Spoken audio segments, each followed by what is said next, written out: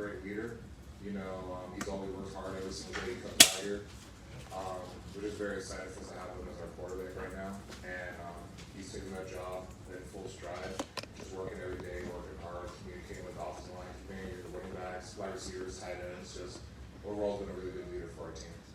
Can you give me examples through camp where you saw him have to perform in a tough spot or under pressure, and that gave you more confidence in what he was able to do? You know, fall camp's hard for multiple reasons. We have a lot of different scenarios that can happen day in and day out. We've had a few days where we had complete rainouts, where we had to practice through the rain, or days where it was like, felt like it was like 105 or 103 at times. And you know, there's certain guys that just like rise to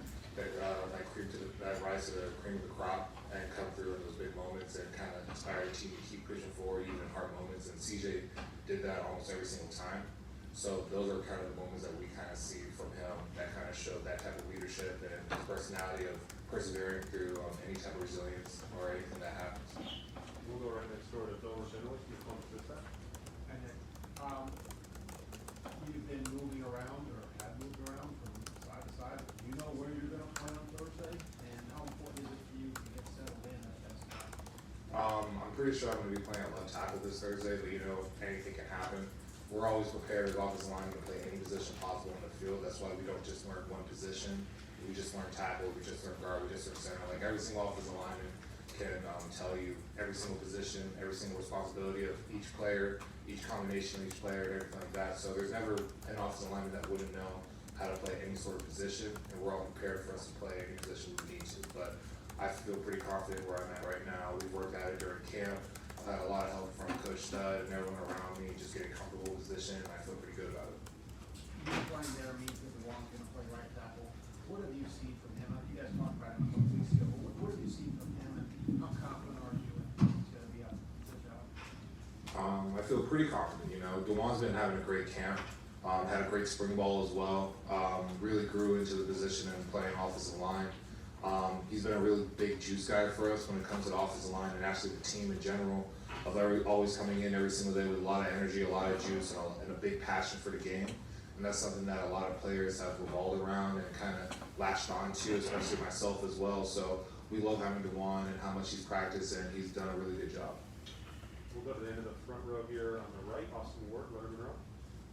It seems unlikely that they're really needed many reps this month. So was there any benefit from the fact that you guys maybe work other guys in at guard or experiment with some of those other looks during camp?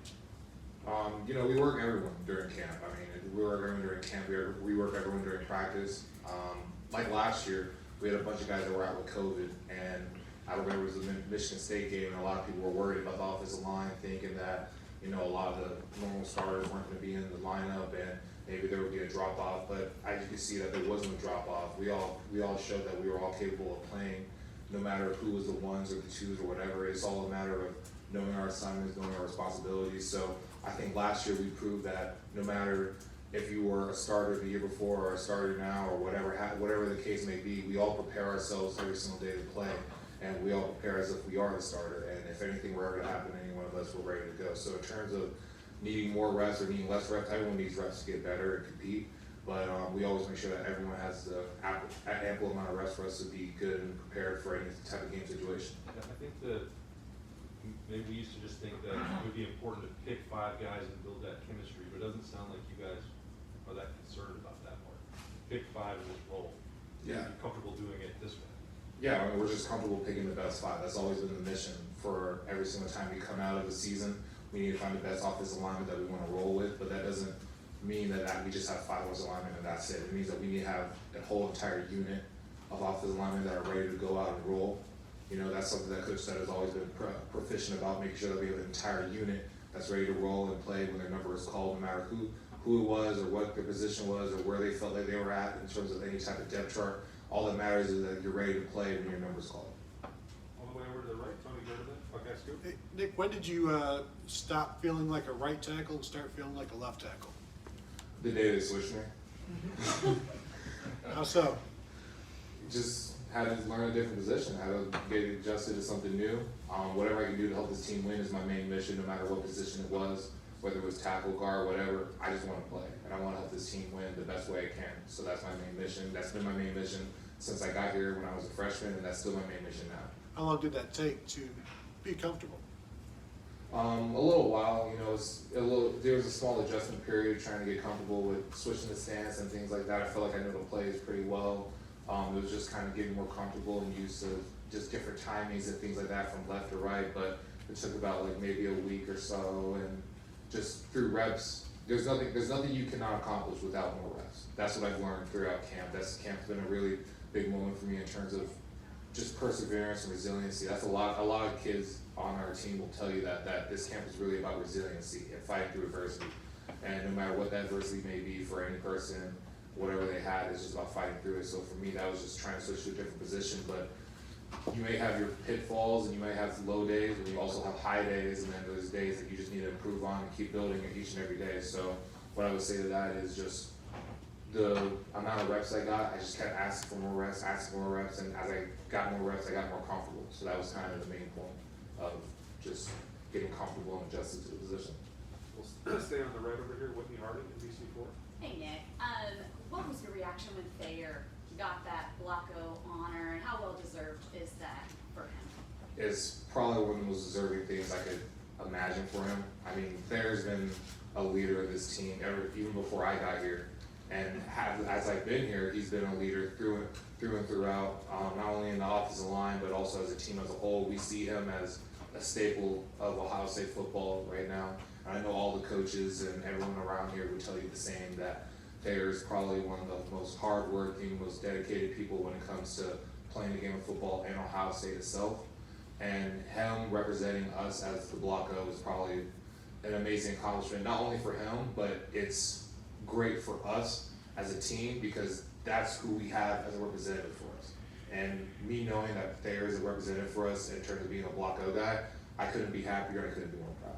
We talk about the versatility on your line so much, but what about the versatility in that running back room that you guys are blocking for? It seems like there's so many guys that can jump into that spot, but they're all very different. I mean, it's amazing. I mean, we've recruited so well over the past few years, and we have so many great running backs. And not only are they great running backs on the field, but they're also great players and great teammates off the field as well. That's something I think also needs to be talked about a lot, is that their work ethic off the field when it comes to watching film or just being good teammates around the locker room, around the facility when they're at home. That's something that I think should be talked about a lot more about our running backs as well. But obviously the talent's there, and I think a lot of people have seen it, and a lot of reporters have seen it. So it's just very exciting to have a room like that right next to us, actually, in the facility. So it's always nice just knowing that we have those people behind us running the ball as hard as they can, doing everything right.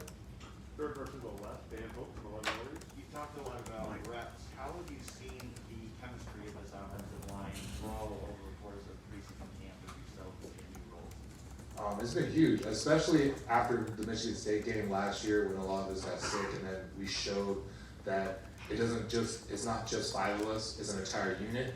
I think that's something that we latched on to from that moment on into now, into fall camp. It's just been a lot of us working together. Instead of us working in units or working in ones and twos, it's been us working together as an entire offensive line unit and all of us being together as one. So something I would say as a testament to that is just how every single day we come in, we all try to help each other, whether it's a younger guy or an older guy. We all try to inspire and encourage each other day in and day out. I know Minnesota has a lot of returning starters on defense. Just when you're studying them, kind of what are the challenges that you see that you guys can face on Thursday? They're a talented group, especially with them returning a lot of starters, especially on defense. What I would say the challenges are is that they're a talented group. They have a bunch of guys that know the system that they run, they know the defense that they run, and they are hard-working players, and they usually do their assignments day in and day out. So we've been preparing for them like we prepare for any other opponent. We're going to treat them as if it's one of the biggest games of the year, because every week is the biggest game of the year for us, because we always have a target on our backs, and we're always going to strive and compete for competitive excellence every single day in practice and in games. So whether it be any team that we face, we're going to treat them like any other opponent, and they're a great opponent. They're very tough, they're very resilient, and it's just exciting for us to finally get back and play in front of fans again, and have a moment like the spotlight of having a Thursday night game for one of the first games for college football is like an amazing experience, and it's very humbling. For the front row right, Tim May, letterman up. Yeah, Nick, with Dewan at right tackle, you at left tackle, what feels right about this offensive lineup? A lot of people still think could be experimental, but y'all been, y'all been running it all preseason and stuff. What feels right about it? I think that we all just work hard, and I think that we all believe in each other, and we all communicate with each other really, really well. I feel like that's what's right about it. That's something that we learned, again, from the Michigan State game, that as long as we communicate and we all have each other's back, no matter what happens throughout any play or any series or whatever it was, maybe fall camp, spring ball, whatever happens, as long as we're all together and we're all working hard and we all believe in one another, we can accomplish anything. That's what feels right about this, is that we all kind of have a resilience about ourselves and striving to be great. And whether or not we have pitfalls or ups and downs, we'll always make sure we have each other's backs, and we'll come back the next play, or we'll come back the next series, and we'll come back and fix it. Yeah, you know, you talked a while ago, they've got quite a few people back on their defensive side. They also imported, I think, 3 or 4 guys from the transfer portal who were gonna play significantly, it looks like, up front and stuff. How much time did you spend, or did y'all spend, trying to get a feel for what those guys are about that you can't see on their video? We spent a lot of time, you know, Coach Stud and Kenny Cook, our GA coach, just spent a lot of time researching who we're going up against. Even once we found out the schedule, the first thing that they did was research every single opponent we have and try to give us encompassing scouting reports. So that's something that we've been studying for a while, and we know that they had some transfers that came in and things like that. But overall, I mean, everyone they brought in was great players. The people they have returning are great players. So we spent a lot of time in the film room studying them, learning about them, and researching them and everything like that. So it's been a lot of film work, a lot of film study. Right next door, Joey Kaufman, Columbus Dispatch. Nick, if you ended the left tackle seems to put there at left guard, we haven't obviously seen him as much there. What's he like as a guard? He kind of plays the same, almost like he did at tackle, and he was one of the best tackles in the nation. I feel like he's one of the best guards in the nation as well, which goes to a testament saying that he's probably one of the best offensive linemen in the nation.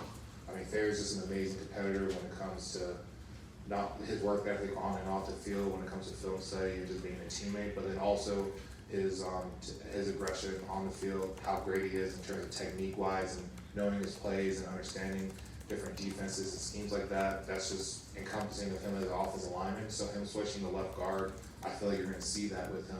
Although he was playing left tackle for about 4 years now him switching to left guard, I feel like you're still going to see that straight stride. You'll see great strides from him in terms of him trying to play a new position and things like that. But overall, he's still the same favorite month you guys always know. He's a great player, great athlete, great overall football player. And you mentioned looking forward to playing in front of fans. How big a difference will go from playing in front of like 100 people last year to 50,000? Will it change like responsibilities for you guys at all? Will it have like a tangible impact? No, I mean, at the end of the day, we have to play. The way that we practice is the way that we're going to play. We always say we revert back to our training. So the way that we train every single day in practice, day in and day out, once we get into a game atmosphere, it may be a little bit louder, it may be a little bit more raucous, which is fun. It's a great atmosphere. College football is probably one of the greatest atmospheres in all of sports, in my opinion, and it's very humbling for me to get a chance to be a part of it. But in terms of us playing through it, as long as we do what we did when we practice and we revert back to our training, I think we'll be fine. We got time for 2 more questions. We'll go Jeremy Birmingham, Leonard Monroe. Nick, you said that every camp is a challenge. That it seemed just reading between the lines, maybe I'm reading it wrong, but for some reason it seemed like you think this one was more full of adversity or maybe a little bit tougher. Is there a reason that this particular camp felt more taxing? There's a multitude of reasons. I would say one, we never really had a real camp last year because of COVID. There was a stop and then a start and a stop and then a start. So it never really felt like we got on the roll in terms of having a fall camp. We didn't have spring ball the year before, so that's another thing. Those are 2 very important times in terms of growth and development for players overall. Whether you're an older guy or a younger guy, those are big moments and big strides that people could take when they have those gaps of time of just training and playing football. So I think that was probably one of the reasons why it was challenging.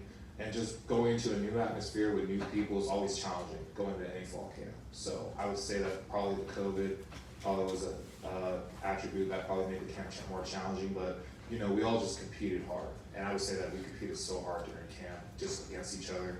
And I feel like the defense got the offense better and the offense got the defense better, and it's been a really good camp in terms of us competing against one another with good on good and everything like that. And then we'll wrap it up with Don Barrett. Nick, Coach tells us the majority of the club's vaccinated for COVID. You know, what a difference a year makes. Last year, you guys were like in a bubble. None of us were here. with that said, COVID is still out there.